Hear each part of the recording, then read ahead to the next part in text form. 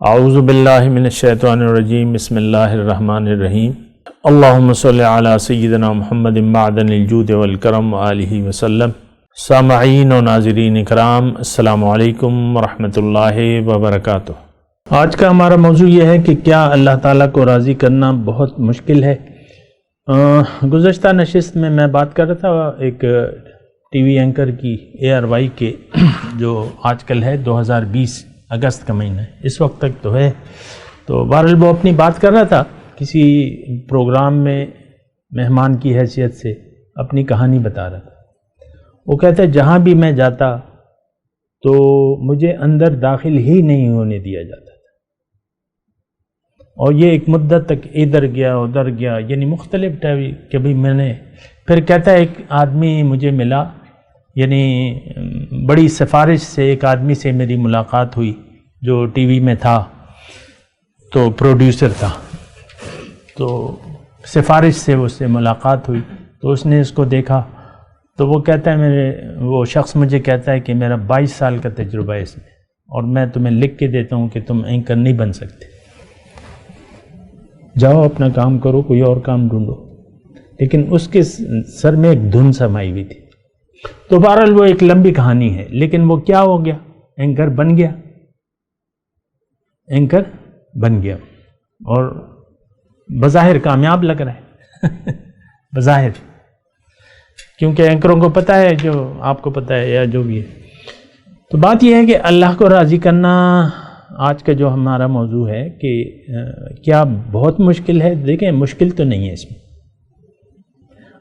اب یہ ماں اور بچہ، یہ آپس میں ایک تعلق ہوتا ہے نا ماں کے اور بچے کے درمیان، تو ان میں جدائی مشکل ہے، ملاپ تو بہت آسان ہے۔ بچہ بھی چاہتا ہے، ماں بھی چاہتی ہے۔ ماں سے جدا کرو، یعنی ایسے بچے کو تھوڑی سی جو سمجھ بوجھ رکھتا ہے، تو وہ تو بس ماں ہی سے ہی چمٹا رہے گا، اور ماں اسے چمٹائے رکھے گی، ہے کہ نہیں؟ یہ دیکھیں، اب اللہ تعالیٰ ہمیں چاہتا ہے، ہمارا دنیا میں وجود اللہ تعالیٰ کی محبت کا ثبوت ہے۔ یہ کائنات جو اللہ تعالیٰ نے بنائی ہے، یہ اللہ تعالیٰ ہمیں کتنا چاہتا ہے، یہ آپ اس کائنات کو دیکھ لیں۔ آپ جس کائنات میں رہ رہے ہیں، یعنی اللہ تعالیٰ ہمیں کتنا چاہتا ہے، کتنا انتظام کیا ہے اس نے ہمارے لیے۔ یہ کائنات جس کا سرا ابھی تک آپ نے نہ معلوم کیا ہے نہ کر سکتے ہیں، کیونکہ یہ تو دم بدم پھیل رہی ہے، لیکن یہ ساری کائنات اللہ تعالیٰ نے ہمارے لیے بنائی ہے، یعنی اتنی چاہت ہے۔ اور یہ انسان کی تاریخ تو ابھی 10,000 سال بھی یعنی اس کے حساب سے نہیں ہے، بہرحال جو بھی ہے اس کی بحث میں نہیں پڑھتے، لیکن یہ کائنات کی تاریخ تو کوئی اربوں سال ہے۔ ابھی ستارے ایسے موجود ہیں جن کی روشنی ابھی تک ہم تک نہیں پہنچی ہے، روشنی نہیں پہنچی ہے۔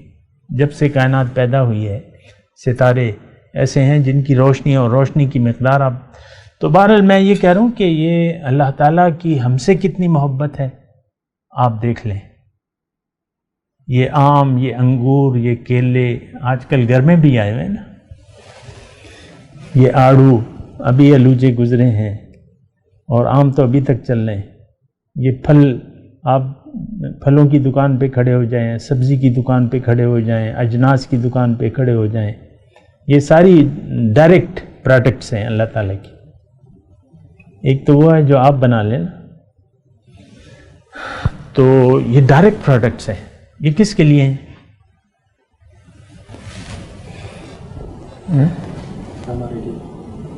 یہ تو سوچنے کی بات ہے نا، یعنی یہ کتنی محبت اللہ تعالیٰ۔ اب یہ جو پھلوں کی دکان نہیں ہوتی تو ہماری زندگی جو ہے وہ مشکل ہو جاتی، نہیں مشکل ہوتی۔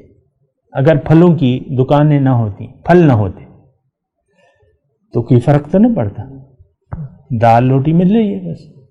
لیکن آپ دیکھیں یہ اللہ تعالیٰ کی محبت، پھر یہ جو اللہ تعالیٰ نے یہ دنیا سجائی ہے، پھر اس میں ہماری ضروریات کا خیال رکھا ہے۔ آج تیل دیکھ لیں، بنیادی ضرورت ہے،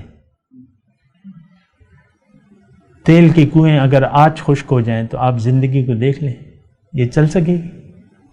کھڑی ہو جائے گی۔ تیل، گیس ختم ہو جائے، گیس روک لے اللہ تعالیٰ، یہ اللہ تعالیٰ نے فرمایا قُلْ إِنْ أَصْبَحَ مَاؤُكُمْ غَوْرًا فَمَنْ يَأْتِيكُمْ بِمَاءٍ مَّعِينٍ، سورہ ملک کی آخر آیت ہے۔ تم مجھے یہ بتاؤ کہ اگر یہ پانی میں خشک کر دوں، نیچے لے جاؤں، کون ہے جو تمہیں میٹھا پانی پلا کے دے؟ یہ تیل اور گیس تو میں نے کہا پانی اول پہلی ضرورت ہے۔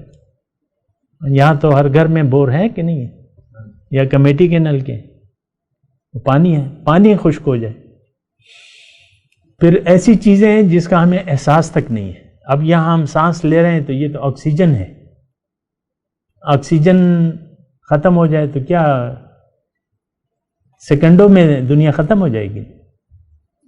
یہ ایک سسٹم اللہ تعالیٰ نے پیدا کیا ہے۔ تو دیکھیں اللہ تعالیٰ کی تو ہم سے محبت ہے، اس کو آپ سوچیں، غور کریں اس پہ کہ کتنا اچھا۔ پھر یہ ظاہری، اب یہ ساری یہ قرآن میں یہ مضامین ہیں جو میں آپ کو بیان کر رہا ہوں۔ دیکھو یہ میری نشانیاں ہیں، وَمِنْ آیَاتِهِ أَنْ خَلْقُ السَّمَاوَاتِ وَالْأَرْضِ وَمِنْ آیَاتِهِ، کہ میری یہ نشانی ہے کہ میں نے آسمان سے پانی برسایا ہے، اس کے ذریعے میں نے پھر پودے، یہ تفصیل سے اللہ تعالیٰ نے اپنی نعمتیں بیان کی ہیں۔ اور پھر یہ بھی کہا ہے کہ تم اگر گننا چاہو اللہ تعالیٰ کی نعمتوں کو تو تم گن نہ سکو گے۔ اس وقت بھی ہم نہیں گن سکتے۔ سمندر میں کتنی مخلوقات ہیں، کتنے پھل ہیں، کتنے قسم کے پھل ہیں، یہ ہم گن سکتے ہیں؟ ہر ملک میں اپنے اپنے میوے ہیں، پھر قسم ہیں، پھر آپ جمع کریں تو یہ محبت ہے اللہ کی۔ پھر فرشتوں، یہ جب آغاز ہو رہا تھا میری دنیا کا لانے کا جو منصوبہ فرشتوں کے سامنے اللہ تعالیٰ نے پیش کیا تو کیا کہہ کے کیا، اس کو بھی تو آپ دیکھیں کیا کہہ کے کیا، انی جاعل فی الارض خلیفہ، میں زمین میں اپنا خلیفہ۔ اب یہ صرف یہ بات آپ دیکھیں، اس میں کتنی محبت ہے اور کتنا پیار ہے اور یہ وہ۔ اور بہرحال میں آپ کو یہ کہہ رہا تھا کہ جو ظاہری نعمتوں کے علاوہ جو باطنی نعمتیں ہیں وہ آپ دیکھ لیں کہ اللہ تعالیٰ نے اپنے کلام سے ہمیں نوازا ہے، ہم سے باتیں کی ہیں۔ دیگر مخلوقات میں تو کوئی ایسی مخلوق نہیں ہے جس سے اللہ تعالیٰ نے باتیں کی ہیں ایسے جیسے کہ ہم سے کر رہے ہیں۔ اب یہ قرآن مجید کیا ہے؟ یہ اللہ کا کلام ہے اور یہ اللہ تعالیٰ کی صفت ہے۔ صفت کا مطلب کیا؟ قدیم۔ ایک حادث ہوتا ہے، قدیم ہوتا ہے، ایک مخلوق ہوتا ہے اور ایک حادث ہوتا ہے۔ تو یہ اب صفات الہی جو ہیں یہ قدیم ہے، اللہ تھا اور صفات کے ساتھ تھا، اپنی صفت کوئی نئی نہیں بنتی۔ تو یہ کلام بھی قدیم ہے، اس پہ بھی ذرا غور کریں نا۔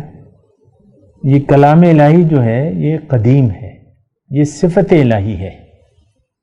کسی زمانے میں ہارون رشید وغیرہ یہ زمانے میں یہ بحث چڑھی تھی، اور اپنی تاریخ دیکھیں کہ یہ مخلوق ہے کہ قدیم ہے، اس پہ بحث تھی اور بڑی لمبی چوڑی بادشاہوں کی حد تک، اور پھر وہ تشدد بھی کیا انہوں نے۔ تو بعض لوگ کہتے تھے کہ یہ مخلوق ہے، بعد میں آیا انسان، یعنی انسان پیدا ہوا تو پھر یہ کلام وجود میں آیا۔ تو نہیں، حقیقت یہ ہے کہ یہ صفت ہے۔ کلام یعنی کلام کے ساتھ ہی موصوف کے ساتھ کلام بھی ہوتا ہے، جو بہرحال اس کی میں بحث میں نہیں پڑتا۔ تو میں یہ کہہ رہا ہوں کہ اللہ تعالیٰ کی محبت کو آپ دیکھ لیں۔ پھر اگر ہم اللہ کے پیار کا جواب پیار سے دیں، آخری بات کر رہا ہوں، کہ موضوع کیا تھا کہ اللہ کو راضی کرنا بہت مشکل ہے۔ میں کہہ رہا ہوں اس میں مشکل کیا بات ہے؟